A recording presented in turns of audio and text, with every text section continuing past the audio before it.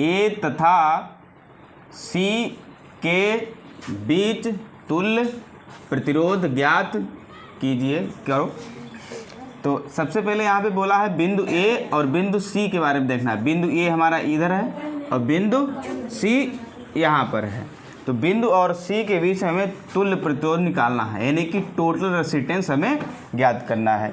तो सबसे पहले हमें ये देखना है कि बी और जो सी वाला है ये हमारा पैरेलल में दे रखा है। पैरेलल यानी कि ये हमारा समांतर क्रम में है। जहाँ पर ये बॉक्स नुमा जो संरचना होती है, जहाँ पे डब्बा ऐसा बना होता है, वो समझ लीजिए आपका क्या है, समांतर क्रम है, यानी कि पैरेलल में दे रखा है। अच्छा, हम ऐसा करते हैं ए और बी सबसे पहले देख लेते हैं। ठीक है, बिंदु ए और बी के बीच अच्छा, बिंदु ए से लेकर बिंदु बी तक ये आपको दो प्रतिरोध दिख रहे हैं। ये तो दोनों आपके सीरीज में हैं, सीधे सीधे लगे हुए हैं, सीरीज में हैं। तो सीधे सीधे इनको जोड़ लेंगे तो R बराबर, अच्छा R डैश मान लीजिए सही रहेगा, क्योंकि यहाँ पे दो प्रकार के निकलेंगे।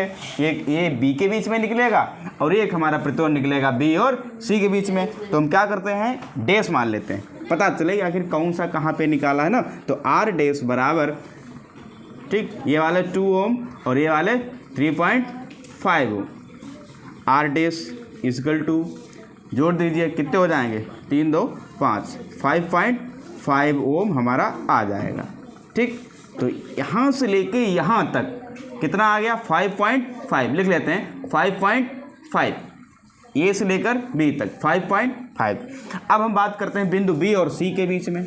बिंदु बी और सी के बीच में एग्जाम में अगर आए तो इसी तरीके से लिखकर हल करना तो सही रहेगा, डायरेक्ट मत करना कहीं पे भी। तो बिंदु बी और सी के बीच, बिंदु बी और सी के बीच, तो बिंदु बी और सी के बीच जहाँ पे बॉक्स ऐसा होता है, यानी कि पैरेलल है आपका, तो पैरेलल के लिए क्या करेंगे, 1/r। अच्छा, एक बार डैश मान चुके हैं, डबल डैश करो, 1/r double dash equal to 1/2 plus 1/6 plus 1/6, 3 इधर रखें, 1/2 हो जाएगा। ठीक, 1/6 हो जाएगा और ये भी 1/6, 1/r double dash equal to, इसको हल कर लीजिए, एलसीएम ले लो, 2 1 2, 2 2 नहीं बस 2 3 6, 3 इधर आएगा, 1 इधर, 3 1 4, 4/6 प्लस ऐसे आएगा 1/6।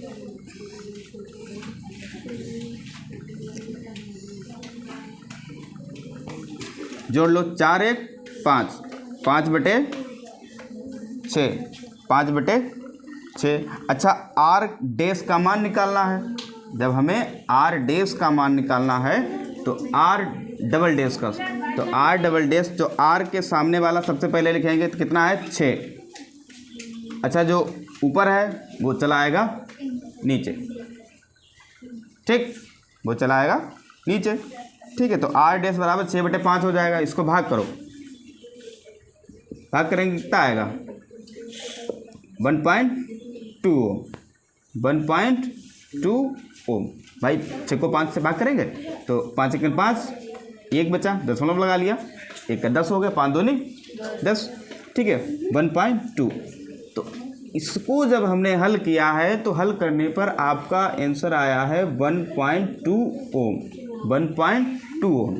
अब फिर से देखो, अब ए और सी के बीच में सीधे सीधे, ए तथा सी के बीच, ए तथा सी के बीच, अब ए और सी के बीच में आपने टोटल निकाला था, कितना था, 5.5, और बी और सी के बीच में यहाँ से आपने निकाला था कितना था, 1.2 अभी निकाला है। तो अब ए वाला जो ओम है 5.5 और ए वाला जो है 1.2, अब ये दोनों हमारे हो जाएंगे सीरीज में। किस में हो जाएंगे, सीरीज में, यानी कि श्रेणी क्रम में। तो अब तीसरा, R ट्रिपल डैश बराबर R dash plus R double dash. तो R triple dash equal to, R dash का मान अभी आपने कितना निकाला था, 5.5, कहीं भी दे रखा जे है 5.5, 5.5 प्लस R डबल डैश का मान आपने कितना निकाला अभी 1.2, ऐड कर दो तीनों दोनों को, ठीक। 5 2 7 5 1 6.7 ओम, ठीक, लग गया। ध्यान रखना, हमें इतना ध्यान रखना है कि ए और बी के बीच में सबसे पहले निकाल लेना है हमें, फिर उसके बाद में बी और सी के बीच में निकाल लेना है। अब दोनों जब आपके प्रतिरोध निकल आएंगे तो ये आपके सीरीज में हो जाएंगे, फिर सीधे सीधे जोड़ दो, ठीक, बंद हो गया, नहीं बंद हुआ।